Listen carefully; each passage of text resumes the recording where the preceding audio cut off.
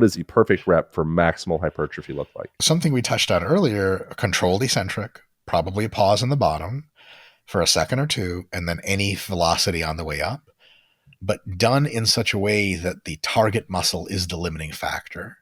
So if I'm trying to train quads in the squat, and my idea of squatting is to go halfway down and then shoot my butt up and crank the weight with my back, my quads are kind of getting spared a lot of the stimulus. Not a lot of quad stuff going on.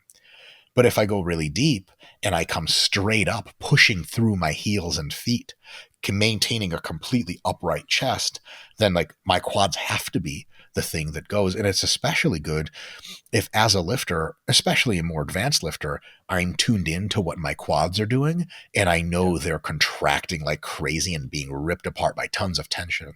And if I'm doing high repetitions in a movement, that muscle should be getting a huge burn. So like if you're doing bicep curls and your forearms are getting a crazy pump and burn, but your biceps are like, it turns out a bunch of your forearm muscles actually cross the elbow joint.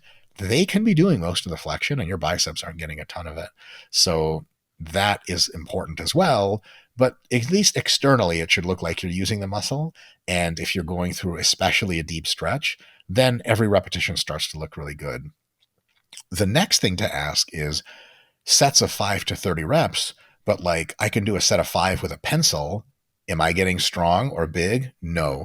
It has to be close to muscular failure.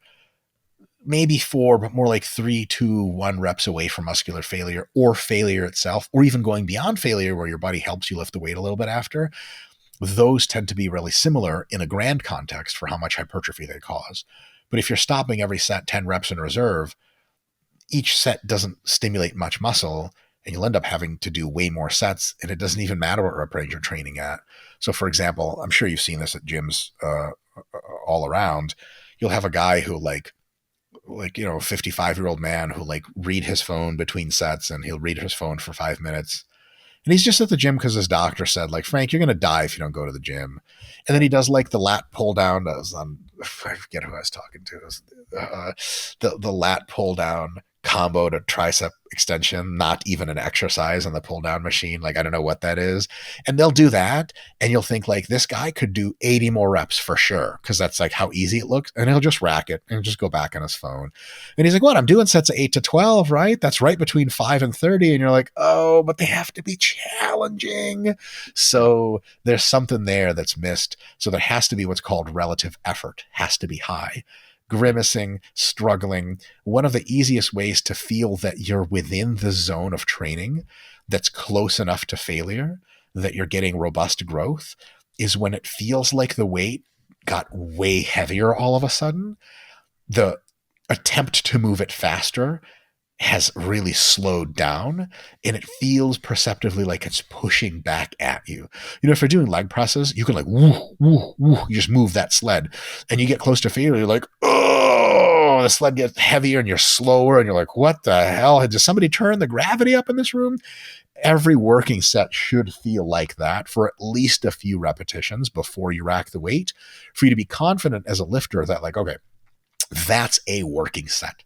And I can count that into my total sets per session or per exercise or per muscle or per week.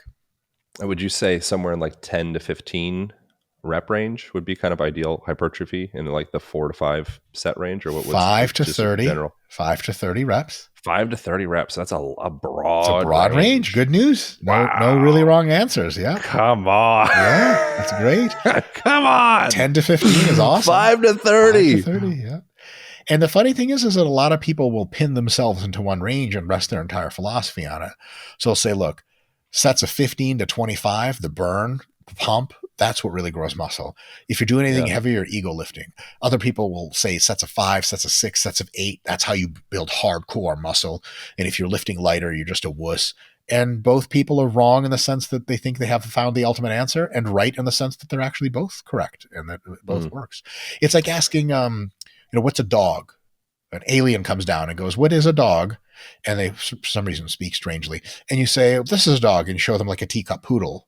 And then they point to a Great Dane and go, "What's that?" And you're like, "Believe it or not, that's also a dog." And they're like, "Nonsense." They point to a Golden Retriever, like, "This is only the dog." And you're like, "That's the typical dog." But it turns out lots of different dogs are still dogs. Well, what would like the sculpting, for lack of better words, effect be of 30 repetitions compared to 5? Because my thought would be that 30 would be maybe a little bit more like, I don't know, it's a fruity word, but like Incoming bro chiseling. shit. Yeah, I don't know what the best word for that is, but like something that's a little bit more like sculpting of a Yeah. muscle No such compared thing as to lower sculpting might as be. far as we can tell. I don't know, whatever, No, man. no, totally. What's No, no. what's the effect, like the actual Yeah, yeah. objective physical effect of a muscle, Yeah. 30 reps compared to 5? Because that's a pretty broad Yeah. range. None. Yeah. Externally, as you view the muscle through the skin, none, as far as we can tell.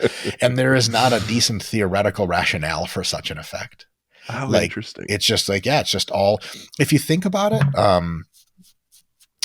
muscle growth stimulus, because it works on a molecular scale, is the force transducers measure force in imposition on the muscle.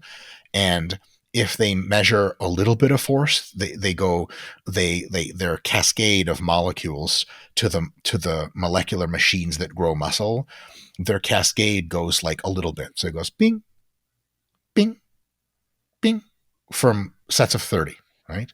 But you're doing a lot of reps, so it's a lot of pings, right? If you're doing sets of 5, the weight is fucking crazy. And then the cascade is more intense. It goes bing, bing, bing, bing, bing, bing, bing, bing, bing, but it's only 5. The total pings is the total amount of information received by the molecular machine to say grow. And it's like, I counted 30 pings, time to grow muscle. 1 ping per rep or 6 pings per rep, doesn't matter. And it works through the whole range. Yep. Another way to think about it is the muscle growth stimulus side of the equation is like filling up a glass. You say, okay, do we take a pitcher and pour it in really fast? Or do we take a little bit of water, like cut out a little hole in a water balloon and just let it sprinkle in? Doesn't matter. As long as the water gets in the glass, you're good to go. Now, there are limits to that analogy because we just can't, put it out there and after an hour of rainfall, it fills up. Endurance running does not grow muscle. So there's borders to this. But generally speaking, if you fill the glass up anywhere between 5 and 30 reps, the full glass is what we want.